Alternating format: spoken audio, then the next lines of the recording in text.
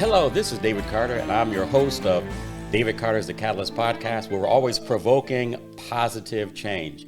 And I'm excited to be here. I'm always excited about having these conversations, but I have someone with me. This is Kevin King, and I've known Kevin for a number of years. And so, Kevin, it's great to have you here with me today. Well, thank you, David. It's good to be here. So I want to talk about, because life is a journey, and I want to talk about, if I were to put it encapsulated, I want to talk about, your person of faith, family, and then automotive passion, okay?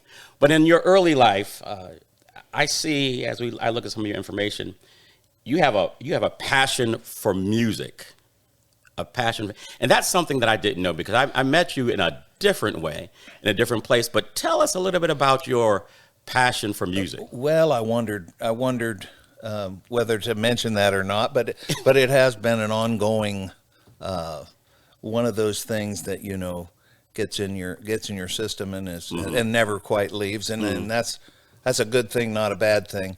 I started in junior high school, maybe seventh grade or so, and there were some guys that had a little local band, and I was just good enough to maybe play the bass strings on the sixth string.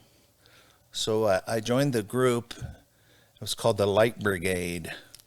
The Light Brigade. The Light Brigade. Yeah, we had it back in junior high school, and I was in the eighth grade, maybe 14 years old, and turned into the bass player of that group. And it was pretty popular. We had a school bus and traveled around and did gym jams and certain things like that. Later on, that turned into a little loungy thing around here in Columbus, and then on the road for a while. And then, of course, it gets time to settle down and put kids in school. And so I met a girl at band practice. Wait, was she a groupie? No, well, the singer brought his sister to practice. Okay.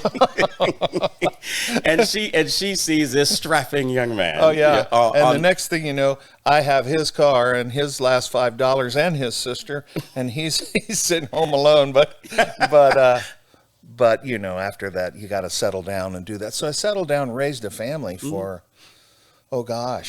25 years, and just kind of said, hey, I can't move around anymore and so forth. So raised the kids, and then I just started doing took lessons again, actually, a little bit, and ended up playing in a band with my instructor. Okay. So it's just been kind of an ongoing thing. And I used to play, I never played in a band, but I played, I started in the fourth grade, I played trombone. Oh. And I do know how to read music. I'm kind of a little rough, but it's been a minute. But I think that so music has always been in my system, and I guess that's why one of the things I also did, I became a disc jockey at one point. I went to broadcasting school in Connecticut and things of that nature. And so it's just always been, like you said, it kind of gets in your system. It does. And you have this on again, off again relationship. And there's just different ways as we grow up. I was going to say as we get older, but as we grow up. What are you talking about, Kevin? Yeah, I don't know. There's different ways to scratch that itch, I guess. Yeah. Recently I did it with a bunch of guys in a blues group locally. Currently, are you currently in a blues group? I am, even though we're kind of on a hiatus a little bit due to some illness. These guys are getting older too, and they're, it's tough to go out a lot. That's a half a dozen times a year type of mostly outdoor. I'm not willing to do nightclubs and bars and that kind of stuff. That's not your speed. That's not me. But I also see that it says that you played sports. I did. In high school. I did in high school. 4 letters. 4 letters. In football. And then 2 in tennis. Yeah. What? Well, while you were running track, I decided that's a little too tough for me, so I wanted to pick up tennis. Maybe that's something I could do when I grow up. Play tennis. Fish and golf. Those are a couple of things. Fish and golf particularly, but No, I really loved it, and I've kind of given it up since then, but just due to time. Just due to time. I guess you're kind of busy with what you're doing right now. Well, time and family. You know, I have 7 grandkids now. So wow, 7. What are their age ranges? well, the oldest is 29, and the youngest is 10. Wait, your grand are 29. Grand is 29. Your okay. Grand. Wow, Kevin. Yeah, wow. That one started early. Uh-huh. The youngest is 10. Okay. No, I understand about starting early. My first. I have 2 grandchildren. My first grandchild will be 13 this year. My middle child got pregnant at 15. I think that's what happened with my oldest. Yes. Life Life goes on. Life happens, and then as a family, what do families do? What do families do? You kind of rally around and help them in that situation. You do what's right. Mm-hmm. And so, what was right for you guys? Well, when I got married, I married a lady that had a daughter Okay. and a son from a previous, and those are my kids. Mm-hmm. And you know, we put them through college, and we love them just like our own, and there's no other way to do that. I don't think so. When you say blended family, you're just family. Just family. Yeah. Just family. No one would ever know. And that's the kind of spirit that you have. And I think when I first, and the way we met, and I'm going to, just kind of segue into that. The way we met, I arrived in Columbus in December of 1998. I was pastor of a church in downtown, and I was looking for a vehicle. And I don't even remember how I stumbled upon Byers Automotive. But I went there and had a conversation with you. And then out of that, we kind of formed a relationship that's been blossoming and has stood the test of time. This is Byers Imports, correct? That's what it is? Correct, yeah. Now, what are your, what brands are there that you, Currently, and also you're the general manager. the general manager. Okay. I joined them in 1998. So I was just, maybe 97. I've maybe been there a year. And it is currently Porsche. Wait, you said it's currently what? Porsche. Porsche, not Porsche. Not Porsche, but It's Porsche. For those of you who are listening, it is Porsche. Okay. Porsche, Audi, Volkswagen, Subaru, and now we just recently added a new franchise called Polestar. And what is Polestar? It's actually an all-electric vehicle that's owned by Volvo Corporation. Okay. So it's kind of a premium electric Volvo, but with their own independence and their own design people and their own. So, we really felt like that the EV business it's coming whether we like it or not. Is that it? In your opinion, is that where everything is going? I mean, I know there, fossil fuels and energy. There's going to be challenges, and every day there's new challenges, and there's hiccups, and there's interest rates, and there's, what do we do? What do we do with these batteries when they're expired? And how do you extinguish one if it catches fire? And so there's new challenges almost every day, and so I think it's inevitable that it's going to happen. I'm not even personally necessarily ready for it, and there's a lot of other things happening. Hybrid, and now hydrogen is in the mix with Toyota and Porsche and certain people, and that's running on water. I mean, who knows? Yeah. It changes all the time. And I ask you that because, I'm talking about, I'm always looking for a vehicle. Right? Yeah. And so I always am. Yeah. Because you said it's Porsche, Audi, Volkswagen, Subaru, Polestar. And you're the general manager of that brand. Now, of that brand. yeah, now Byers has 16 brands here in Central Ohio. Okay. But I'm the general manager of that particular. You're just the general manager. Import. Well, I'm just the support staff for everybody else, you know. It's interesting because the first car that I bought in Columbus was an Audi. Yeah. An Audi A6, and the salesman was Matthew. Nealand? Yes.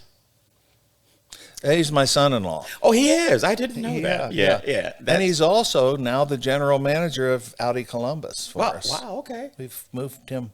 Okay. We said, boy, if you can sell Reverend Carter, you must be something. We're going to make you the boss. Yeah.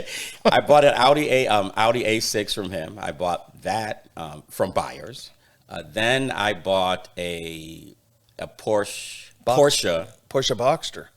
No, I bought the Cayman. First I bought the Cayenne. Oh, the Cayenne. In 2004 when they first came out. And when I was driving that, I think that was the first year. Yeah. When I was driving that around, nobody knew what it was, but they knew it was a sweet car. Oh my God, it was great. It was sweet. It was sweet. Then I bought from you at the time. My wife was driving. It was a Jaguar XJ6. Okay. XJS. I'm sorry. XJS. I bought a Volkswagen Beetle from you guys. Should have kept it. I know. Don't. Hindsight is a terrible thing with these cars. Don't do that. That's painful. When you said that, it was just a knife just went through my spirit. Yeah. But yeah, I bought it for me, but then I gave it to my daughter, and then what else? I bought a Porsche Cayman from you. And let me tell you how. Let me refresh your memory on how that went. Okay. After I went through some life changes, I had to let go of the Porsche Cayenne, and so after that, I was thinking about getting another one. After went through divorce, children are grown and everything, so I'm on my own. I want to get I'm thinking about getting back into that because I just love the car. So I called you up, and I said, Kevin, I'm thinking about getting back into it. Can you check out? Perhaps look for something for me. And you said, no problem, Rev. So that night I went to sleep, had a dream, and I was talking to a friend of mine, and they said, well, you don't want to, you're divorced, you're single, you need something a little sporty.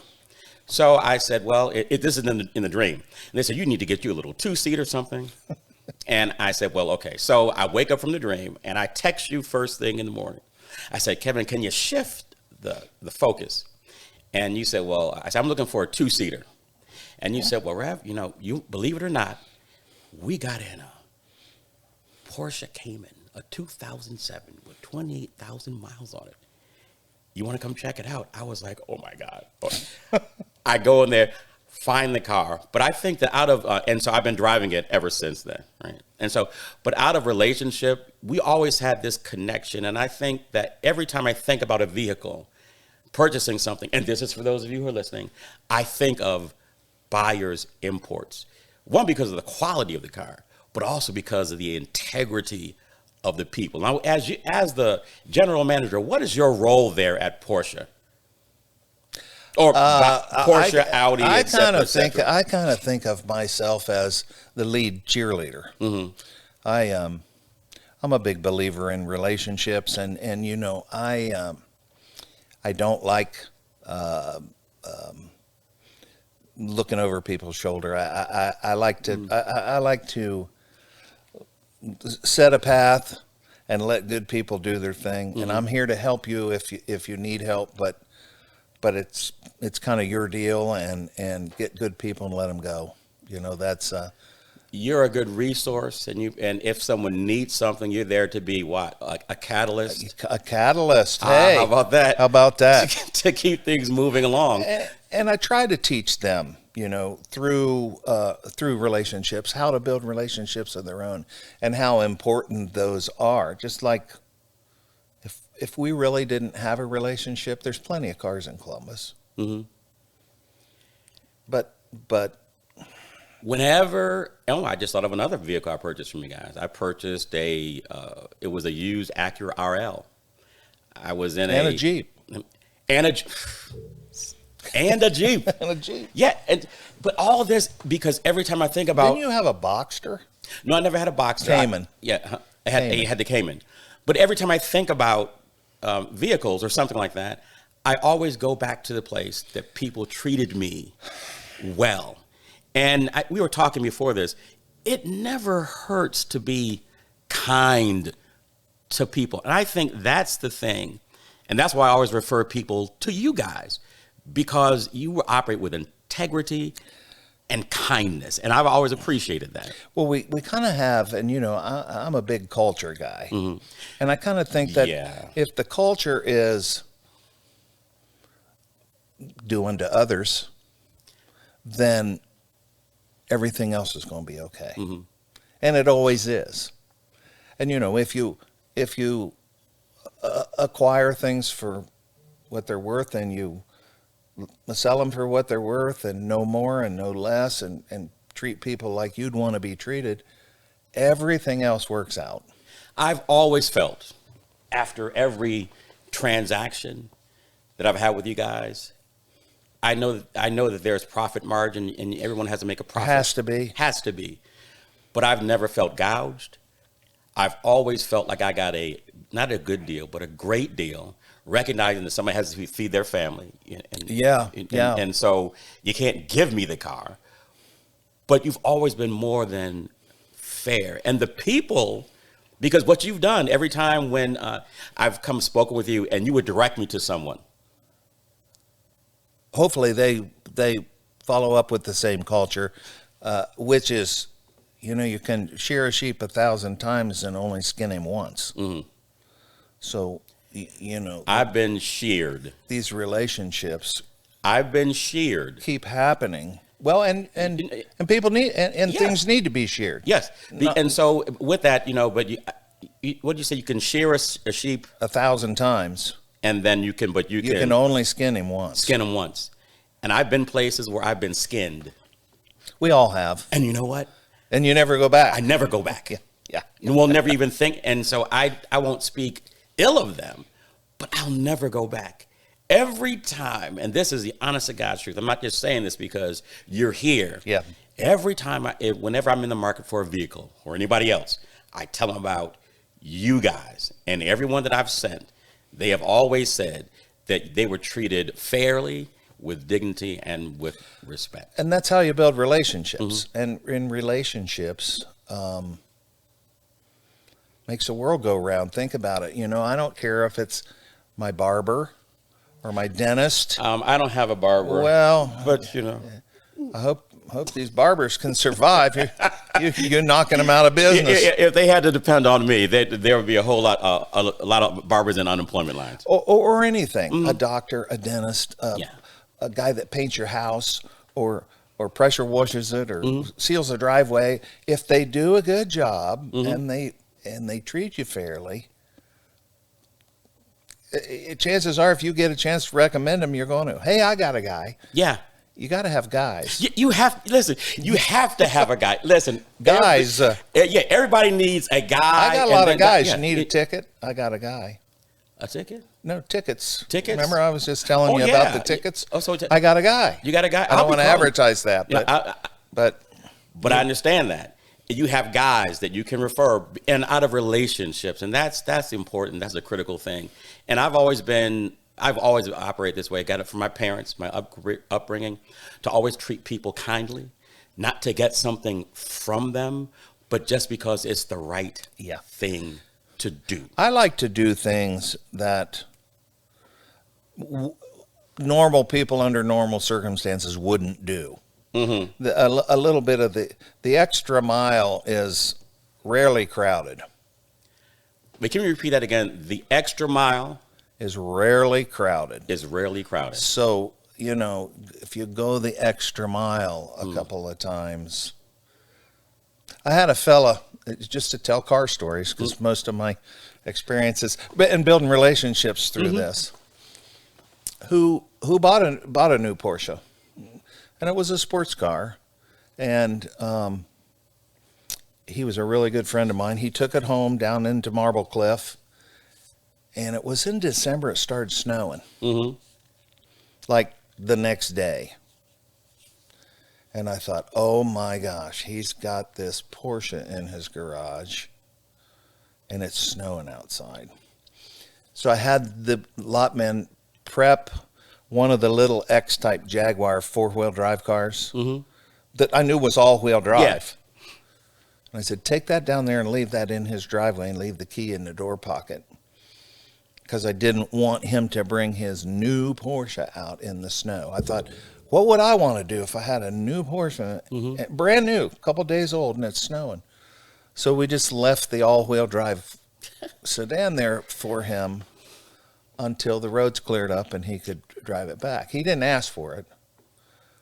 But there again, I'm relatively sure that I was his guy. See, you're not just in the automobile business. You're in the people business. I'm trying to earn it, paying forward. You know? And so something like that, he didn't ask for it, but it was just the right. What I would want somebody to do for me. Look, that just gave me that gave me, as they say, that gave me the feels, because when I used to work in customer service, people always say customer service, and I'd say, I think we need to flip that. Rather than saying customer service, I said, you can service anybody. I said, but what about customer satisfaction? Right?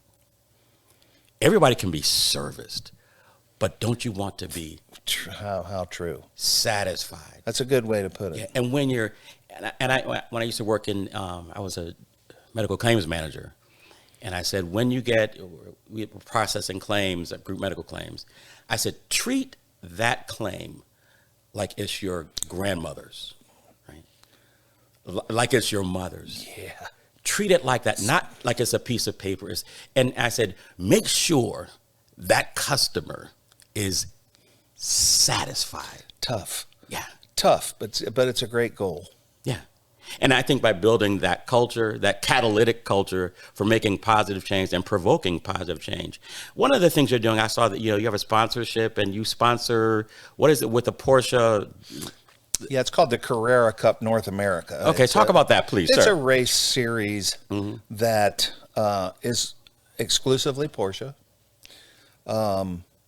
In our particular, they have a ladder system. They have the club that does it, and then they have a thing called the Sprint Challenge. That's the next step up, and then Carrera Cup is new as of 2 years ago, but it's one of 11 countries in the world that has a Carrera Cup.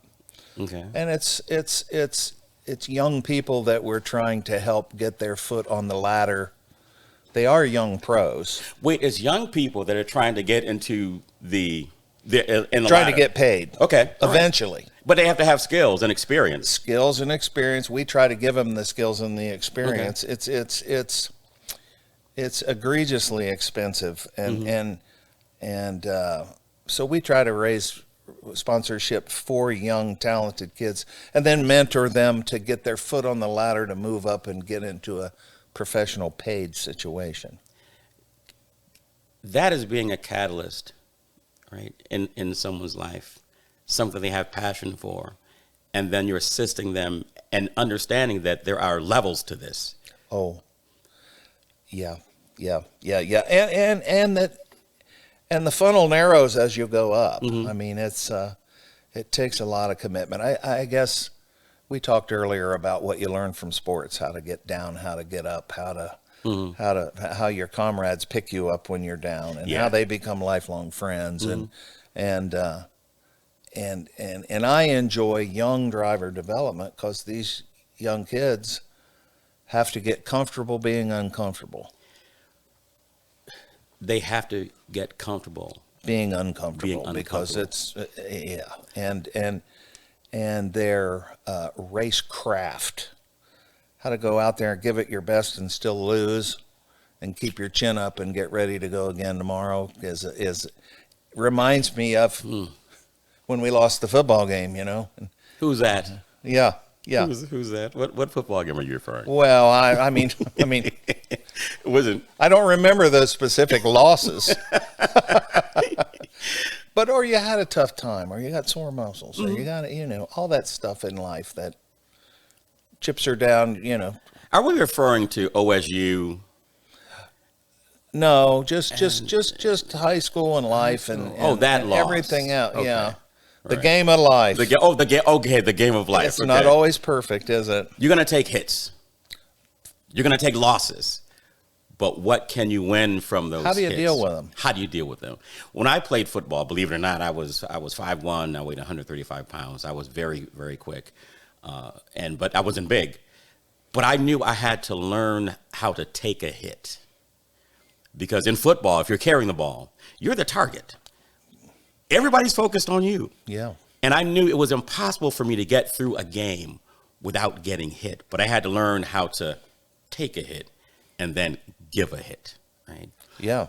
And I think that is really what life is about, because you're going to take hits if you're going to be carrying the ball. And you got to know how to get back up and go. And I see that, I see that in these kids. That's what I enjoy about it, I think, the most. If there were one piece of advice that you could give to those kids or anyone here about, you're in the music industry, you're not industry, but you played, you have a great family life, you enjoy that. You've had a very successful career and still going in the automobile industry with Porsche, Audi, Subaru, Volkswagen, and Polestar, all high end. All high end. High quality. So if there were one piece of advice, if you could give to those who are listening, not just for the young people, but for anyone else, because they might be at a place where they're in transition and they might need to hear something positive that will provoke them, something catalytic. What one piece of advice or whatever, what would you give to them? What would you say? I would say just one of the most important things to me and help me in my life is a couple of things. If it wasn't that, it would be something else. I mean, to think about that, I used to stress about what was going on. And then I flew over our operation in an airplane going somewhere one time, and I was looking for it, and I looked down, and it was so minute that if I did find it, then I realized, that really, in the big picture of things, that really doesn't matter. And stuff happens. Mm-hmm. So if it wasn't that, it'd be something else. So I'd say leave the stress behind. Do the best you can do. Use what you have and start now. Start when? Now. When does now begin? Now begins right now. So it really doesn't matter what happened? Yeah. Use what you have. When? And start now. Right. Now. And surround yourself with good people. I've been, and have no secrets. Another thing that relieved me of any of the pressure was I just thought, I have no secrets. Mm-hmm. I don't care who's watching or who's listening. I have nothing to fear, kind of a. And that goes to character and integrity, not just reputation. It helps achieve that, I think. Mm-hmm. And help you sleep well at night. Yeah. Mm-hmm. How about that? Yeah, I sleep well at night. I have no secrets. Kevin, it's been a pleasure.